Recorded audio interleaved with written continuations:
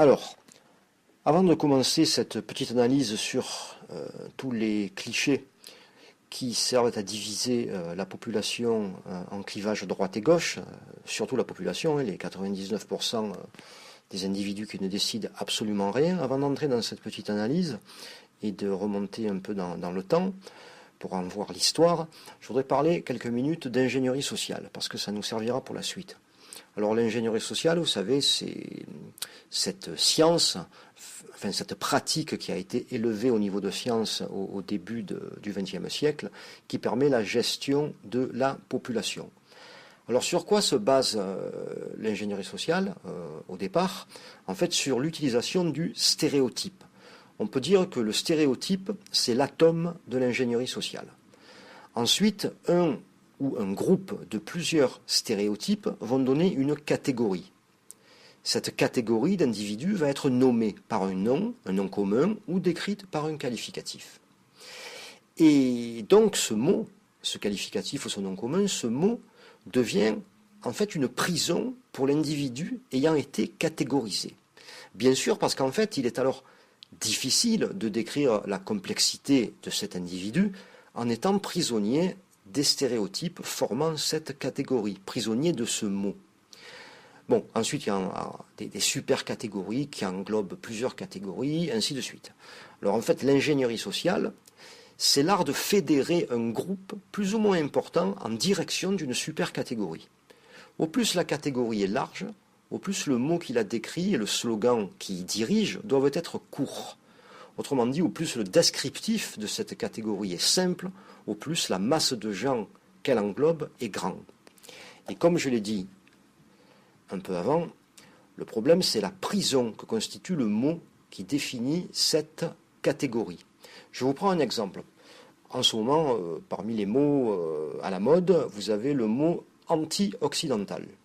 C'est devenu une catégorie. Alors il y a une catégorie anti-occidentale.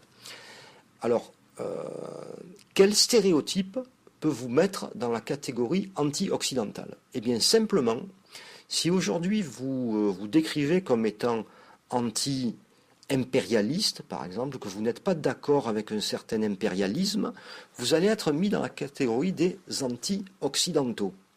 Pourquoi, comme je vous le disais au préalable, le mot devient une prison? Eh bien parce que si on analyse le mot ou la formule anti-occidental, eh bien occidental, ça englobe tout ce qu'est l'Occident, c'est-à-dire une masse monumentale d'événements, d'histoires, de concepts, de visions du monde. Vous voyez, ce mot anti-Occident vous met en opposition avec une des plus grandes histoires du monde. Tout ça parce que vous avez touché le stéréotype anti-impérialiste. Vous allez être mis dans les anti-occidentaux si vous êtes par exemple anti-capitaliste. Si vous n'êtes pas d'accord avec le capitalisme ou avec le néolibéralisme, on va vous mettre dans la catégorie anti-occidentale. Alors, pourquoi ce processus est issu d'une véritable crasse intellectuelle? Alors c'est facile à démontrer. C'est que obéir à ce genre de choses serait réduire l'Occident avec son histoire soit à l'impérialisme, soit au capitalisme, soit au libéralisme. Alors que l'Occident, c'est aussi Victor Hugo, Rousseau, Kropotkin, Nietzsche, Schopenhauer. Enfin, vous voyez, je n'ai pas besoin de faire une liste, ça prendrait des semaines. L'Occident, c'est Einstein, c'est Bohr, c'est Schrödinger. Mais ça ne rentre pas en compte à partir du moment où vous avez touché un stéréotype qu'il va vous faire rentrer dans la catégorie anti-occidentale. Bon, c'est de la malhonnêteté intellectuelle, je veux dire, c'est la nouvelle technique de l'ingénierie sociale actuelle. C'est vous emprisonner dans un mot qui englobe beaucoup plus de choses que ce que vous êtes, de manière à ce que vous ne puissiez plus vous expliquer. Alors comme je le disais, c'est issu de la crasse intellectuelle la pire, et de l'inculture, mais ça fonctionne très bien, puisque aujourd'hui, nous sommes forcés de constater que l'augmentation de l'inculture, si je peux employer une association de mots telle que celle-là, mais l'augmentation de l'inculture va de pair avec l'augmentation de la crédulité. Donc, je veux dire, crédulité va avec bêtise. Voilà pourquoi, aujourd'hui, on peut se servir de stratagèmes sémantiques comme ceci, parce que les gens n'ont plus la vivacité intellectuelle d'y déceler l'embrouille immédiatement. Alors, bien sûr, aujourd'hui, dans ce même courant, si vous faites partie de ces gens qui cherchent à analyser l'histoire ou qui font de l'histoire d'une manière un peu plus scrupuleuse que les autres, vous allez être catégorisé historien de gauche. Donc ça, c'est voilà, c'est comme ça, on ne peut pas changer. Ça aussi, ça fait partie d'un stéréotype. Il y a même un mouvement qui est complètement ridicule depuis quelques années, qui est issu des États-Unis, avec des historiens qui essayent de revisiter l'histoire, mais alors d'une manière qui est complètement ridicule. Même la société des historiens officiels, vous savez, ces gens qui font partie de l'establishment, donc c'est loin d'être des historiens marxistes, vous voyez, même eux pouffent de rire en voyant ce nouveau mouvement, en fait, qui va vous inventer des inepties, je veux dire. Voilà, à ne pas en croire à ses oreilles. Vous voyez. Mais il y a un nouveau mouvement qui vient avec le néolibéralisme, où aussi on se permet, par exemple, à coup de Wikipédia, puisque vous savez que maintenant, ce n'est ni le vécu, ni les bibliothèques, ni les grands témoignages qui font les définitions, c'est le Wikipédia. Vous voyez, voilà, vous avez une majorité de la population qui utilise le Wikipédia comme une source définitive, alors que le Wikipédia, pour l'historien ou le chercheur, ce ne sont que des points d'entrée dans la recherche, qu'il faut ensuite vérifier et pour s'enfoncer.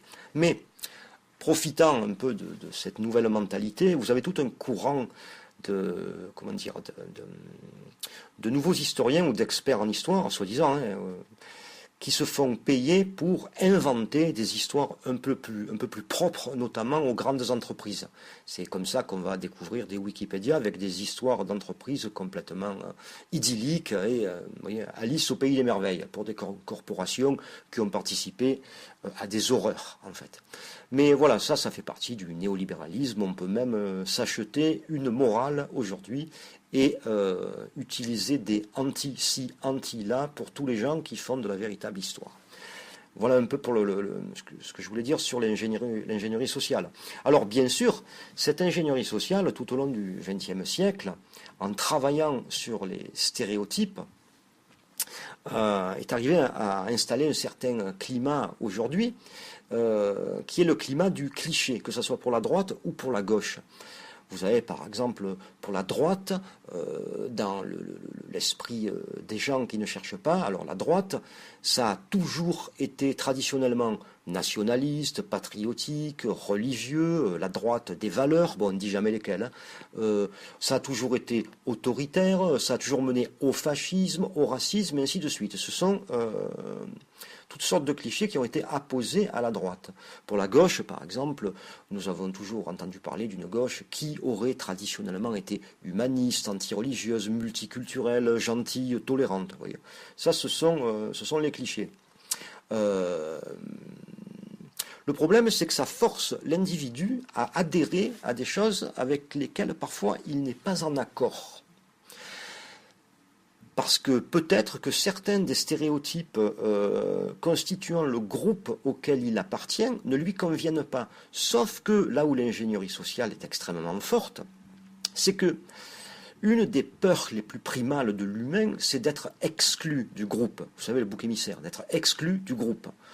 Et bien souvent, ou on va dire dans la majeure partie des cas, l'individu préférera quand même ne pas émettre de doute quant à certains stéréotypes constituant son groupe, de peur de se faire rejeter du groupe, voilà, plutôt que d'avoir un esprit critique. Vous voyez. Donc c'est assez verrouillé comme ça. C'est aussi verrouillé que ce dont je vais vous parler au début, c'est-à-dire la prison du mot ou de l'adjectif qui définit la catégorie dans laquelle on vous met. Alors, pour continuer en parlant de ces mots et avancer sur l'exposé, bon, vous savez très bien que, comme le disait l'homme politique Benjamin Constant, la politique, c'est l'art du vocabulaire. Et bien entendu, il y a toujours un jargon gouvernemental, diplomatique, officiel, donc l'art du vocabulaire. Jargon qui souvent se débrouille pour faire passer des messages en disant exactement le contraire. Mais ça, c'est vraiment l'art du vocabulaire. La politique, bien sûr, étant toujours complètement liée aux intérêts économique, eh bien, comment dire, on peut tirer comme conclusion que la politique intérieure d'un pays est complètement liée à sa politique extérieure. Donc tout ça, ce sont des notions qu'il faut garder en tête pour la suite de l'exposé. Alors, pour un peu expliquer cette histoire droite-gauche et toutes les inepties qui tournent autour, on va faire un bond dans l'histoire de France et on va se retrouver en mai 1870. Alors, qu'est-ce qui se passe en mai 70 ? Eh bien, pour la deuxième fois, l'Empire organise un plébiscite pour savoir un peu où il en est. Donc, nous sommes en mai 1870. Alors, dans toutes les zones rurales de la France, ça se passe assez bien, parce que bon, les paysans étant pratiquement analphabètes, ils votent comme le châtelain leur a dit de voter. Alors en campagne, ça se passe bien, sauf que dans les grandes villes, et notamment à Paris, en fait, ça se passe très mal. Vous avez par exemple à Paris, pour environ 300 000 votants, vous avez 180 000 non au pouvoir en place, 130 000 oui et 80 000 abstentions. Alors ça prouve que dans les grandes villes, et notamment à Paris, le régime n'est plus soutenu. Alors ça, c'est assez inquiétant pour les royalistes et pour les gens au pouvoir. Et comme souvent, quand il y a des difficultés intérieures dans un pays, en fait, on essaye de tourner la population vers des difficultés extérieures. Et c'est alors qu'après ce plébiscite, qui ne tourne pas en leur faveur, les royalistes, donc la cour, décide contre l'avis de Napoléon III et de l'empereur, qui lui n'est pas trop chaud pour entrer en guerre, mais cette cour décide d'entrer en guerre contre la Prusse. Alors, bon, pour eux, c'est qu'une formalité, puisque à cette époque, bon, l'armée française, on a confiance en elle, personne n'imagine, je veux dire, une défaite possible, donc c'est une formalité, on va entrer en guerre contre la Prusse, et ça réglera nos problèmes intérieurs. La déclaration de guerre se fait le 19 juillet 1870. 19 juillet. Sauf que déjà, début août, les forces françaises sont en déroute. C'est carrément une débâcle. Alors, là, ça crée un problème, il y a une inquiétude, puisque les Allemands commencent à se diriger vers Paris. Alors, le gouvernement impérial, par le biais du comte Palikao, c'est celui qui est en charge de Paris, son nom, c'est comte de Palikao, mais Charles Cousin Montauban. Alors, cet individu, qui est gouverneur de Paris à l'époque, dans la nuit du 9 au 10 août, il décide de donner des fusils aux Parisiens, c'est-à-dire d'armer tous les Parisiens en prévision d'une attaque allemande. Mais là, ça crée un courant de panique. Parce que, je vous le rappelle, le plébiscite a donné les Parisiens contre l'Empire, donc pour la République. Et aujourd'hui, on leur donne des fusils. Le vent de panique est justifié parce que la classe des possédants, bon, les royalistes et tous les gens de bien, les commerçants, tous les possédants, en fait, voilà, les affairistes, se disent, mais alors, si les pauvres ont des fusils et s'ils repoussent les Allemands, qu'est-ce qui se passe ensuite ? Donner des fusils aux pauvres, c'est pas tellement dans leur vision du monde, vous voyez. D'ailleurs, pour vous donner une citation qui date d'un peu plus tard, mais qui définit vraiment bien la mentalité, c'est Maurice Barrès, qui est un écrivain journaliste, qui était député de Paris entre 1906 et 1923. Il a été aussi le président de la Ligue des Patriotes de 1914 à 1923. Alors lui, dans son livre Les Déracinés, en 1897, il résume tout. Il dit « La première condition de la paix sociale est que les pauvres aient le sentiment de leur impuissance. » Voilà, lui, il a tout compris. Mais alors, voilà, dans la situation actuelle, avec Palikao qui arme tous les Parisiens, les pauvres n'ont pas du tout le sentiment de leur impuissance. Alors bon, les possédants commencent à prendre peur. Le 1er septembre, donc quelques semaines plus tard, c'est le désastre de Sedan. Là, les Français carrément prennent une rouste. C'est 80 000 Français qui sont faits prisonniers. Et si je me souviens bien, je pense que l'empereur est fait prisonnier aussi. Il faut que je vérifie. Donc, à Versailles, on forme un gouvernement d'urgence le 1er septembre. Le 4 septembre, on le forme. C'est 3 jours après la défaite. Ouais. On forme un gouvernement d'urgence qui s'intitule gouvernement de la défense nationale. En fait, c'est plutôt un gouvernement qui défend l'ordre social pour empêcher de passer ce qu'il nomme la subversion, c'est-à-dire les socialistes et les républicains, à Paris. Donc. Alors là, cette fois-ci, c'est le général, comment il s'appelle, Trochu, qui est le chef de ce gouvernement provisoire. Et d'ailleurs, pour vous dire, le général Trochu, dans ses mémoires, qui seront publiés posthumes en 1896, on peut lire « Notre gouvernement a sauvé la situation qui était perdue. Il a empêché la démagogie de prendre la défense de Paris et de produire dans la France entière un immense bouleversement social. » Voilà. Donc Trochu à la tête de ce gouvernement royaliste, qui s'appelle gouvernement de défense nationale, écrit ça dans ses mémoires. Alors bon, en même temps que ce gouvernement qui vient de se former, de la défense nationale, dans toute la France s'organise ce qu'on peut appeler une cinquième colonne. Alors cette cinquième colonne, elle est constituée par les châtelains, le clergé, les possédants, les gens de bien, les affairistes. Oui. Et bon, tous sont d'accord pour que cette résistance à Paris, menée par Gambetta, s'arrête. Tous sont d'accord pour que la France capitule le plus vite possible avec les Allemands, parce que bon, ils se disent, si jamais ces Parisiens arrivent à battre les Allemands, que va-t-il advenir de l'ordre social? Alors que finalement, les Allemands, une fois vainqueurs, bon, ils demandent l'Alsace, la Lorraine et une indemnité de guerre, et ça s'arrête là. L'ordre n'est pas changé. Alors, bon, tous ces gens, on peut dire qu'ils étaient en fait, tous ces possédants sont en fait voltairiens, puisque je vous rappelle la phrase de Voltaire, qui n'est pas tellement connue, mais il faut la répéter, cette phrase de Voltaire qui dit « Un pays bien organisé, c'est un pays où le petit nombre règne sur le grand nombre, est nourri par lui et le gouverne. » Bon, partant de là, on comprend vite que Voltaire ne se soit pas entendu avec Rousseau. Alors, donc le gouvernement de défense nationale et cette cinquième colonne vont œuvrer pour que la capitulation soit signée au plus vite. Je ne vais pas rentrer dans les détails parce que ça prendrait des jours, il faudrait parler de Thiers, tout ça. Je vais en parler aussi, mais je ne vais pas rentrer dans toute l'histoire de la commune parce qu'il me faudrait plus que quelques minutes.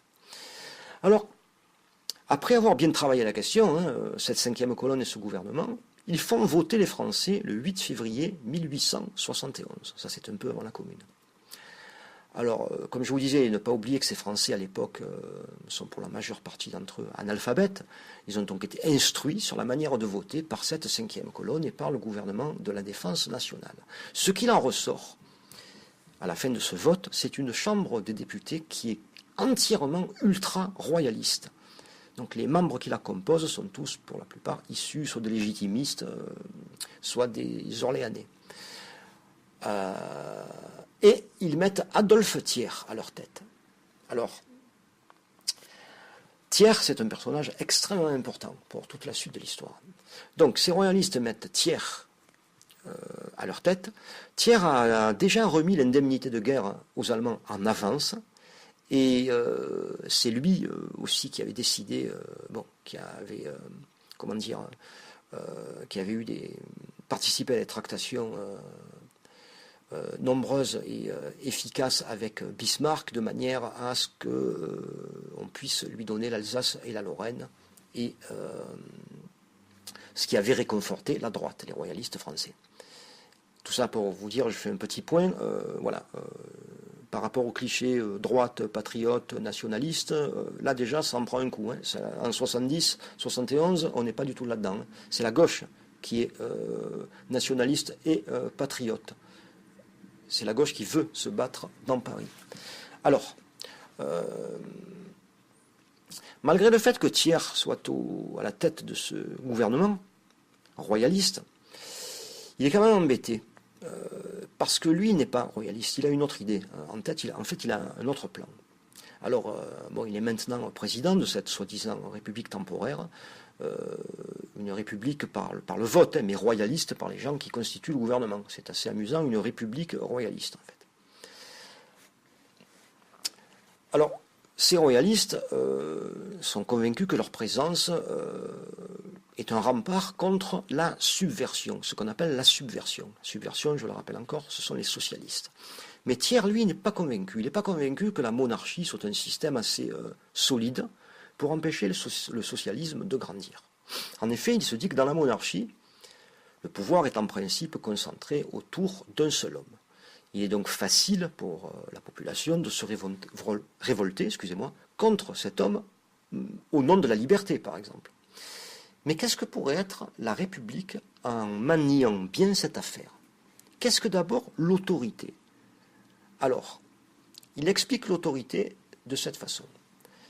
L'autorité, c'est la force qui obtient une obéissance consentie. L'autorité, c'est la force qui obtient une obéissance consentie. Partant de là, il faut simplement remplacer le mythe royal qui est en train de s'effriter par un autre mythe, le mythe du suffrage universel, c'est-à-dire le mythe de la volonté nationale d'un peuple.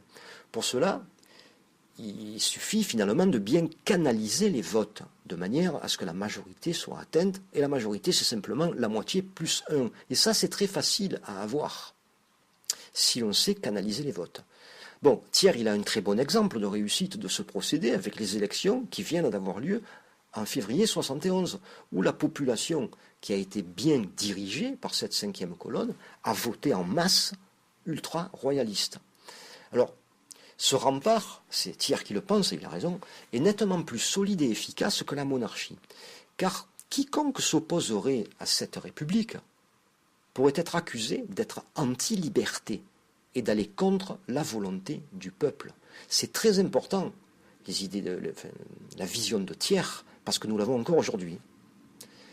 Alors, c'est partant de cette idée qu'il forme ce que l'on nomme le centre-gauche. Toujours se méfier du centre. Le centre-gauche.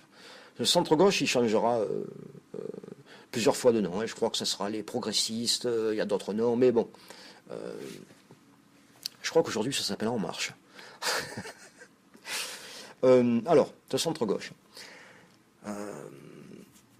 Il a profité, en fait, que les royalistes, eux, sont divisés, car d'un côté, il y a vous savez, les Bourboniens ou les légitimistes avec le petit-fils de Charles X, et de l'autre, il y a les Orléanais du côté de Louis-Philippe, il me semble. Et ces deux groupes ne parviennent jamais à s'entendre pour une fusion. Donc ça laisse une faille pour que ce centre-gauche, qui commence à réunir ce que l'on peut nommer les affairistes, pour que ce centre-gauche se fasse une place majeure dans les décisions qui vont être prises. Alors, quand Thiers est à la présidence de cette république royaliste, pour s'attirer la sympathie justement de ces gens de droite, de ces royalistes, il prend des mesures adéquates, dont celles qui suivent. Alors par exemple, pour rembourser l'indemnité de guerre qui a été donnée aux Allemands, il ne soulève pas d'impôt. Par contre, il réalise un emprunt. Un emprunt auprès de qui? Auprès des banques. Et cet emprunt a un très bon taux. Si je me rappelle bien, pour 80 francs d'emprunter, c'est 100 francs qui sont remboursés. Alors pour la Banque de France, par exemple, à cette époque, qui a de national que le nom à l'époque, c'est une banque entièrement privée, comme son nom ne l'indique pas. Alors pour la Banque de France, cette opération fera passer son dividende, c'est-à-dire ce qui est reversé par une entreprise à ses actionnaires, ce dividende passera de 80 francs en 1870 à 300 francs en 1871, après l'opération avec Thiers.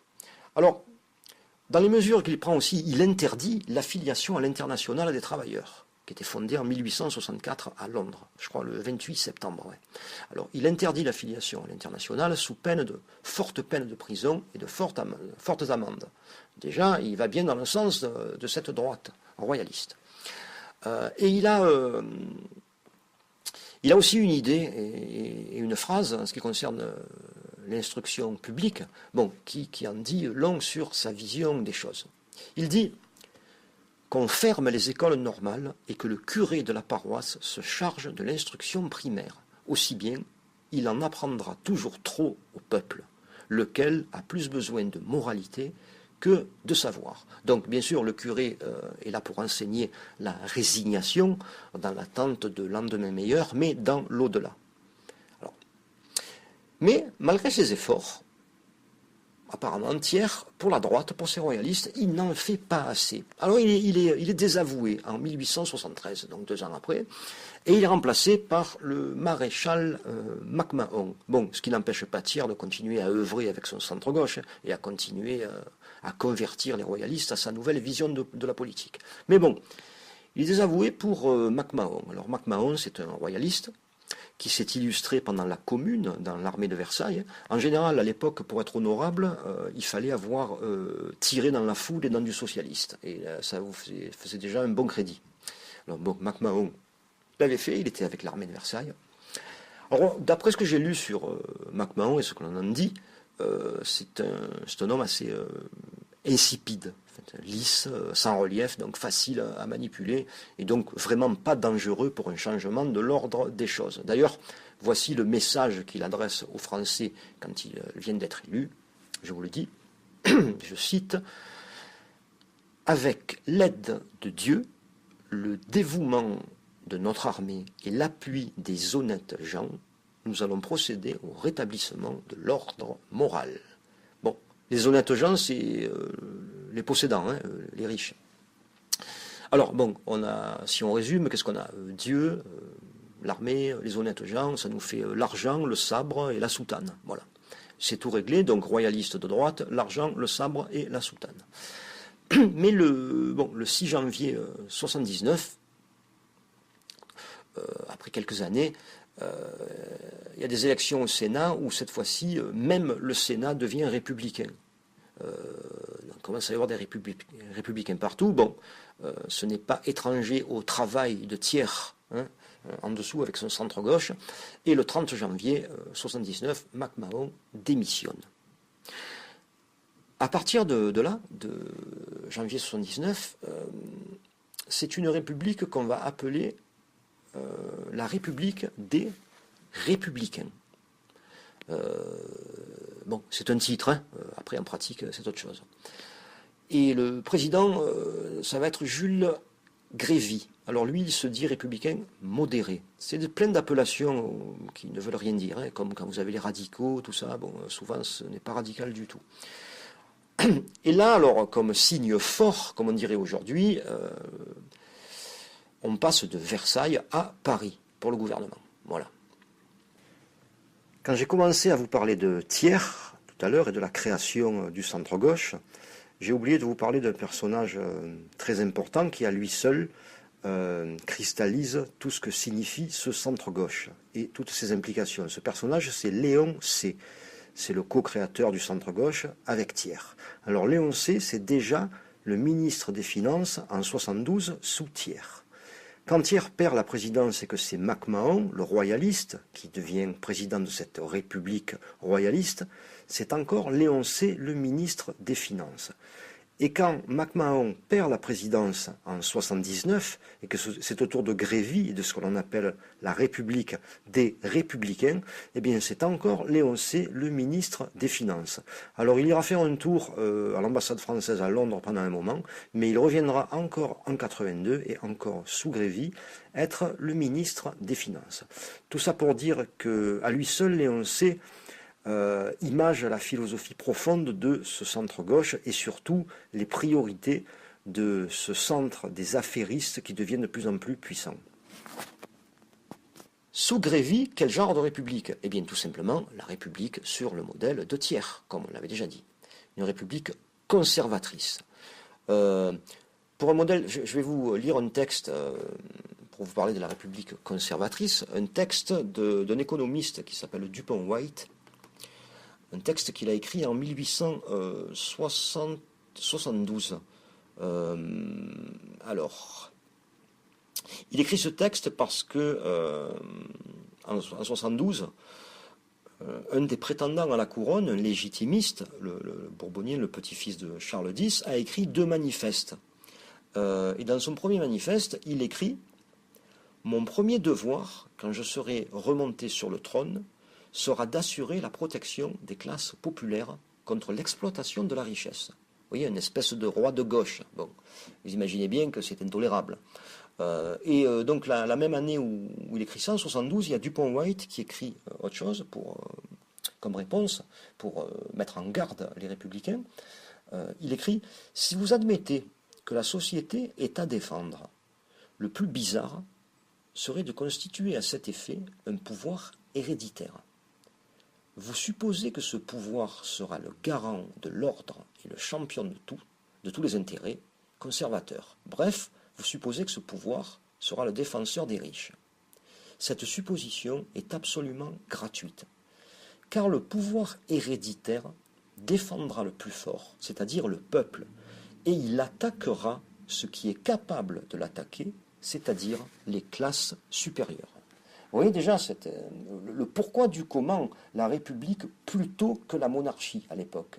Et d'ailleurs, sur le même sujet, il y avait Rousseau qui disait dans une lettre « Jamais dans une monarchie, l'opulence d'un particulier ne peut le mettre au-dessus du prince. En revanche, dans une république, elle peut aisément le mettre au-dessus des lois. » Voilà, donc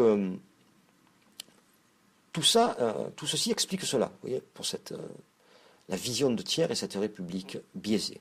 Alors, il y avait donc dans cette soi-disant république des républicains, donc en 79, sous Grévy, une fusion de plus en plus importante entre ce qu'on appelle le centre-gauche et maintenant le centre-droit, c'est-à-dire les royalistes. C'est-à-dire une fusion des affairistes de tous bords autour d'un mot. Ce mot, c'était le libéralisme. Alors le libéralisme, bon, il a une origine, le mot libéral, ça vient de la Révolution française et des Girondins. Alors, les Girondins, libéraux, amoureux de la liberté, amis de la liberté, mais en fait, surtout, amis de la liberté économique. Vous voyez ? Bon, liberté économique, vous savez ce que c'est. C'est l'État qui n'intervient pas du tout dans les affaires, mais par contre qui répond aux sollicitations des affairistes. Hein. C'est-à-dire, on n'intervient pas dans les affaires, mais quand les affairistes demandent des concessions à l'État, et ainsi de suite, des garanties, l'État accepte. Donc pour revenir à nos moutons, c'est à partir de 1879 justement que ces libéraux seront au pouvoir et jusqu'en 1914. Mai 1914, c'est-à-dire jusqu'aux législatives de 1914. Alors, bon, ce sont simplement des gens qui ont un uniforme républicain, mais qui travaillent pour leurs propres intérêts. C'est la grande idée de Thiers. Alors, ce centre-gauche, il tient toute la France. Mais aussi il tient les hautes sphères intellectuelles. Il est à l'Académie française, il opère la création d'un institut qui s'appelle l'Institut des sciences morales et politiques, et il est aussi à l'origine de la création de l'école Sciences Po, en fait, pour former de jeunes bourgeois intelligents à la diplomatie et à tous ces bons principes que je viens d'énumérer. Alors, c'est toujours Thiers qui est derrière tout ça. Et son ingénierie sociale, on peut dire à Thiers, fonctionne si bien que lors de ses funérailles en 1877, 2 ans avant la République des Républicains, les Parisiens seront par dizaines de milliers à lui rendre hommage en ayant oublié que Thiers, ça avait été le boucher de la commune. C'est celui qui a fait tirer dans la foule. Alors, cette nouvelle République, les Républicains se caractérisent par le slogan « ni réaction, ni révolution ». Ce qui veut dire en fait immobilisme social complet.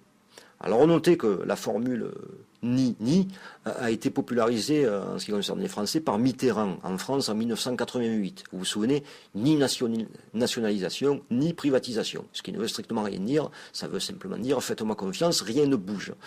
La formule avait été aussi utilisée par Giscard d'Estaing en 1877 à l'égard du débat sur la souveraineté au Québec. Et la formule, c'était ni ingérence, ni indifférence. Donc voilà, formule typique qui permet de s'exprimer sans rien dire du tout. Donc le ni réaction, ni révolution, ça date de cette République des Républicains en 1879. Alors, l'état des lieux un peu dans ces années-là, un an auparavant, en 1878, il y avait les ouvriers qui recommençaient à s'organiser. Bon, ils avaient été traumatisés par la commune, la manière dont ça s'est terminé, mais en 1978, ils recommençaient à s'organiser.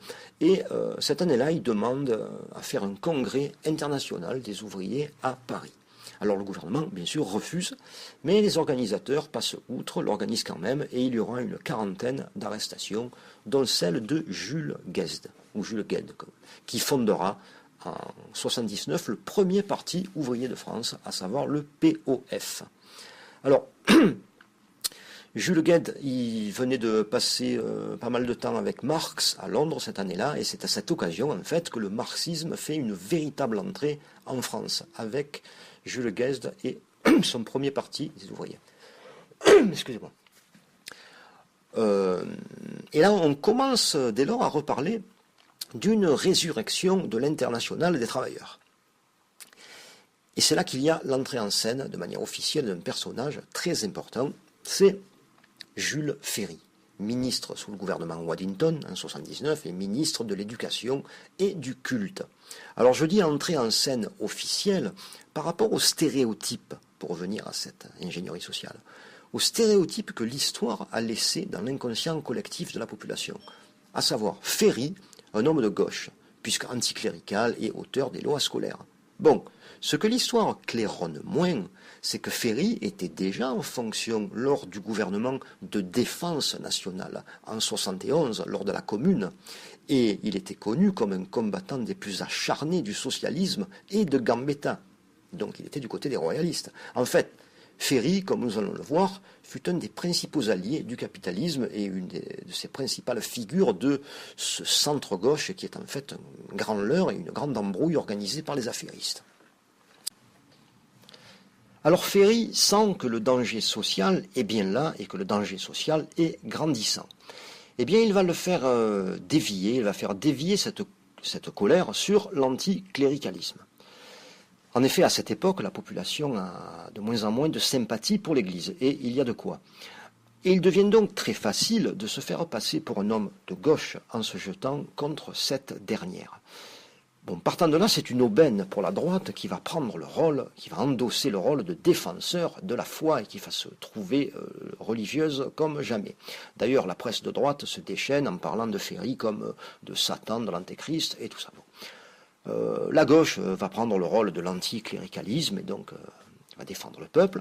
Et finalement, c'est une aubaine pour les affairistes qui voient le problème économique dévié sur l'anticléricalisme. Ça donnera l'article 7 de 1879 avec l'expulsion des jésuites. Bon, qui paraît quelque chose d'extraordinaire aujourd'hui, mais en fait, ça faisait déjà plusieurs fois que les jésuites se faisaient expulser par un pape, par un roi, un peu plus tôt. Enfin, voilà. Mais la vraie pensée de Ferry, ce n'est pas ça. Son vrai travail, ce sont bien sûr les lois scolaires. Et ça, il fallait le faire. Bon, la gratuité du primaire, l'obligation, la laïcité de l'enseignement. Bon, grâce à lui, en 1900, l'analphabétisme a baissé, je crois qu'il est plus qu'à 2%.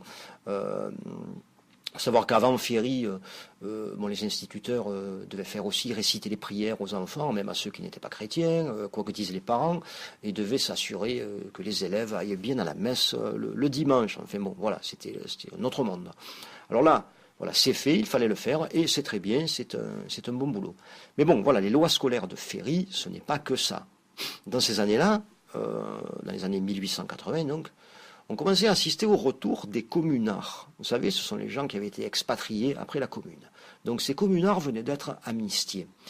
Et donc, on assistait aussi au retour de certaines idées et de certains personnages éloquents, comme Jules Vallès, par exemple, personnage célèbre de la Commune. De plus, il y avait des députés socialistes qui commençaient à être élus. On avait même vu Auguste Blanqui, vous voyez, là carrément, hein, qui avait été élu en 1979 comme député de Bordeaux, vous voyez. Donc, qu'est-ce que va faire Ferry? En fait, il va faire le même coup que Falloux en 1850. Alors, juste une petite parenthèse sur Falloux en 1850. Vous savez qu'en 1848, il y a les journées de juin 48. Bon, les journées de juin, qu'est-ce que c'est à Paris? Ce sont encore les gens du peuple, donc, qui se révoltent pour la République, pour un élan du socialisme, donc, et dans les journées entre le 22 juin et le 26 juin 48, 70 000 soldats sont envoyés dans Paris sous le commandement de Louis-Eugène Cavaignac et bien sûr ils tirent au canon dans les maisons des ouvriers et dans la foule. Il y a plus de 5 000 morts et environ 25 000 prisonniers dont 1 500 fusillés. Bon, ça fait passer le goût de la révolte aux socialistes à l'époque. Mais Falloux, qui lui se dit, 2 années après, en réfléchissant, se dit, il faut quand même prévenir ce genre de choses. Il fait donc la loi Falloux. La loi Falloux, qu'est-ce que c'est? C'est tout l'enseignement primaire et secondaire entre les mains de l'Église pour enseigner la résignation et donc l'espoir en une vie meilleure, mais après la mort. Alors, Ferry, en fait, il va faire le même coup que Falloux, mais lui, il va substituer l'instituteur au curé pour remplacer la religion, parce que Ferry appelle lui-même la religion de la patrie. Alors, pour donner un exemple de programme scolaire sous les lois Ferry, manuel scolaire fait par Ernest Lavis, historien. Donc, extrait du manuel scolaire qui est dans toutes les écoles primaires et dont le titre est Petites histoires pour apprendre la vie. Alors, l'histoire met en scène un cordonnier ou un savetier, comme on disait, je ne me rappelle plus, mais qui s'adresse à un jeune qui apparemment est tenté par le socialisme. Que lui dit-il? Donc, qu'est-ce que ces enfants apprennent? J'ouvre les guillemets. Ce qu'il faut surtout recommander à l'ouvrier, c'est l'ordre, c'est l'économie. Par là, on s'élève. Mais pas tout de suite. Mon père n'avait rien, j'ai quelque chose. Mes enfants, s'ils font comme moi, doubleront l'argent que je leur laisserai. Et mes petits-enfants seront des messieurs. C'est ainsi que l'on s'élève dans la société. Fermez les guillemets. Voilà. Bon, c'est une autre façon. Hein. Avant, on les faisait rêver au paradis. Maintenant, ils rêvent à autre chose. Je vais y associer un autre texte, un texte d'un inspecteur d'académie en faction sous Jules Ferry. Alors, je me souviens plus le nom du type, je crois qu'il s'appelle Péco, mais je me souviens plus. Qui est intéressant. Alors, j'ouvre les guillemets. Ce qu'il faut apprendre aux enfants, c'est la tempérance, la sobriété, l'économie rigoureuse, la privation obstinée des commodités de la vie et des plaisirs. Voilà, comme ça, c'est réglé. Alors, quand je parlais tout à l'heure des clichés droite-gauche, on doit avoir à l'esprit que cette droite nationaliste et chauviniste que les gens d'aujourd'hui pensent traditionnelle ne l'est en fait pas du tout. Ce que l'on appelle par exemple Action française de Maurras, c'est qu'un épisode de 1890 à 1936, où 36, après le Front populaire, la droite de Pétain devient capitularde, je veux dire. D'ailleurs, on le sait maintenant encore mieux avec des lettres de Laval à Mussolini et à Franco par le biais de l'ambassade italienne et de l'ambassade espagnole, où il explique, je paraphrase, ne vous inquiétez pas, nous avons préparé quelque chose. On le sait aussi quand on lit le livre de, comment il s'appelle, Hermann Brauchning, c'est ça, ouais. Hitler m'a dit, vous savez, Hermann Brauchning, c'était un Allemand qui était au parti nazi, qu'il a quitté en 1939 et qui a eu beaucoup d'entretiens avec Hitler. Son livre est sorti à l'époque de la guerre de 40, a été interdit immédiatement. Il y a des rééditions qui sont faites, il y en a eu une, je crois, en 2007. Là. Hitler m'a dit, et là dans les entretiens, on peut voir Hitler qui dit jamais je n'attaquerai un pays sans l'avoir au préalable déstabilisé par l'intérieur et par des complicités intérieures. Et là, en parlant de la France, il dit certaines personnes en France, certains parlent des affairistes, qui ont tronqué, je crois, l'honneur pour l'amour de l'argent.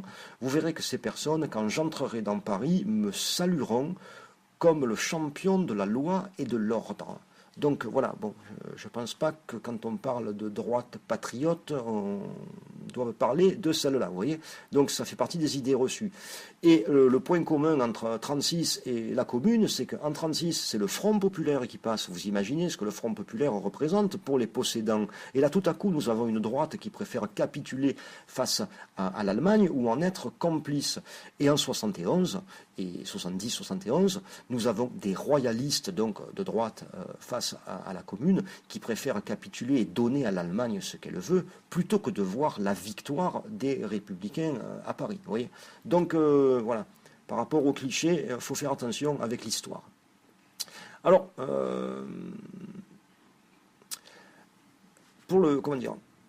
par contre, pour parler justement de ce nationalisme, patriotisme, chauvinisme, eh bien, la gauche, on ne parle jamais de la gauche comme patriotique, nationaliste et chauviniste. Et pourtant, bon, elle l'a été en 70 contre la Prusse, en 71 pendant la Commune, mais aussi à partir de 1877, la gauche elle est revancharde des nationalistes, et à partir de Ferry, carrément, dans les écoles, Ferry organise des bataillons scolaires à partir de 8 ou 9 ans avec des exercices militaires en utilisant des petits fusils de bois, où les enfants sont éduqués dans l'idée de la revanche par rapport à la défaite contre l'Allemagne, contre la Prusse, en 1870. Je vous donne un autre extrait des manuels scolaires d'Ernest Lavis, justement. Alors, j'ouvre les guillemets.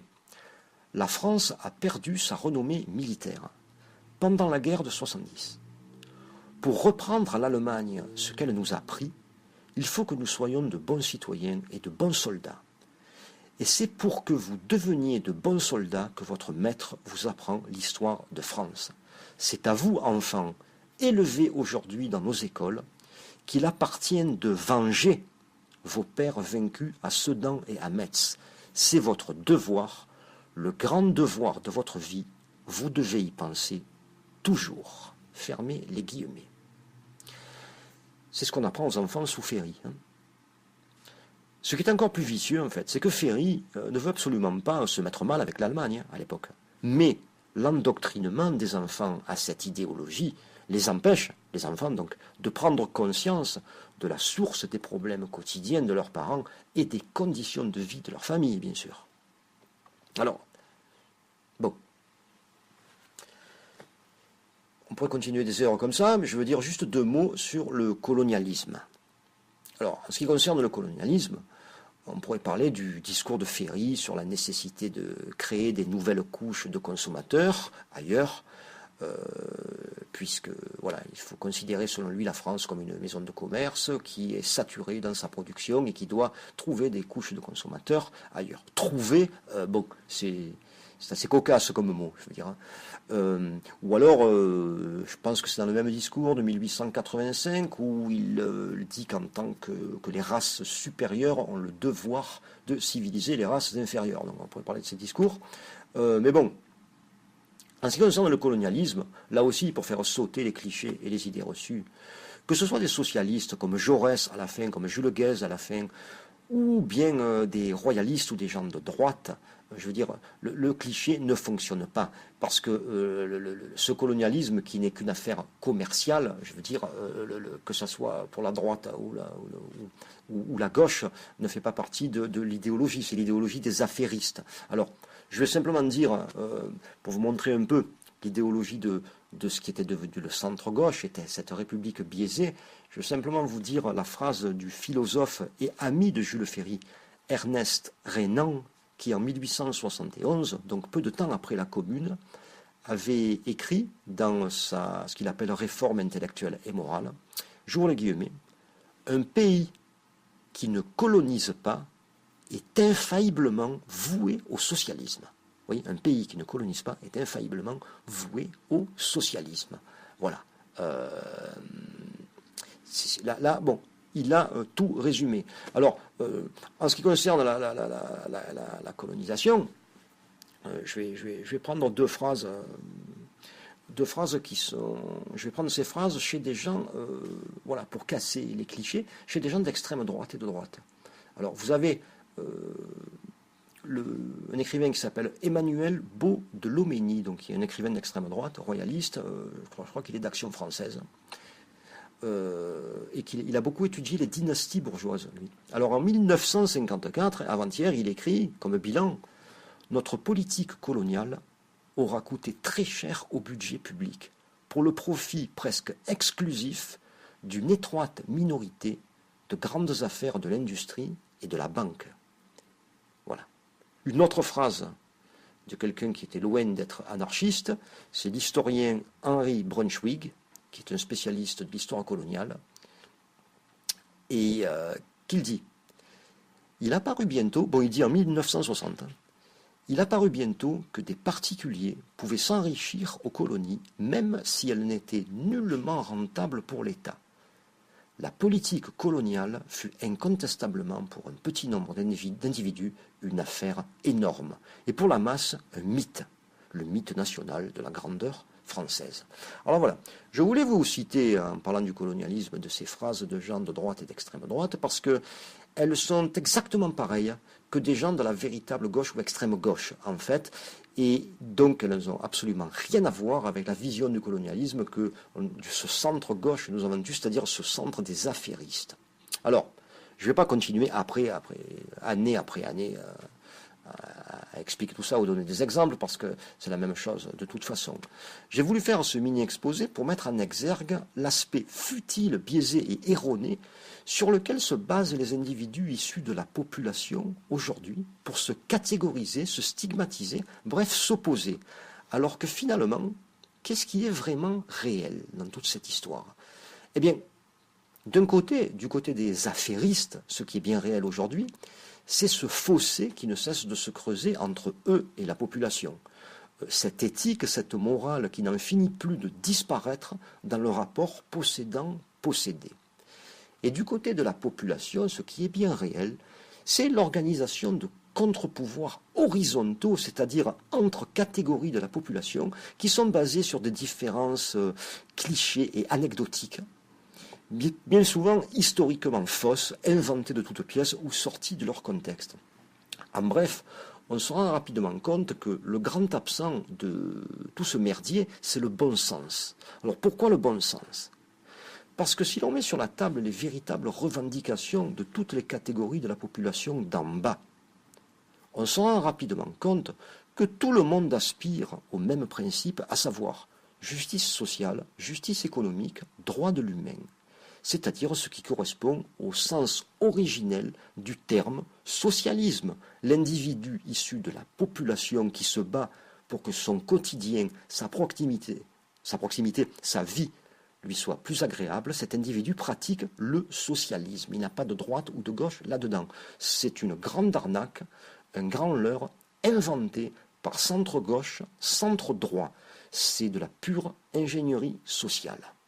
Alors, une fois tout le brouillard dissipé et le leurre décelé, il ne reste en fait, depuis toujours, qu'un seul rapport de force à entretenir, celui entre la population possédée et les affairistes possédants. C'est la seule chose qui reste et que l'on peut tirer de l'examen de l'histoire. Pour finir, je conclurai en vous disant la chose suivante. Cette ingénierie sociale, pour y revenir, dont j'ai parlé au début, qui a été portée au niveau d'une science au début du XXe siècle, par des gens comme Edward Bernays, Walter Lippmann, Lasswell, Ivy Lee et une tonne d'autres personnes. Ce concept qui est devenu officiel pour la gestion des populations dans le monde entier, qui s'est répandu comme une traînée de poudre dans tous les pays estampillés démocratiques, cette gestion de la population que Walter Lippmann avait qualifié de fabrication du consentement, et Walter Lippmann, lui, si Bernays en est la figure la plus célèbre, Walter Lippmann, lui, en est celui qui a apporté la caution philosophique à cette manière de manipuler les gens, celui qui lui a apporté des raisons scientifiques et philosophiques. Eh bien, tout ça pour vous dire que ce Walter Lippmann, qui est le prêcheur de la fabrication du consentement et de cette ingénierie sociale, d'où sortait-il? Eh bien, exactement de l'équivalent américain de notre centre-gauche et de nos libéraux.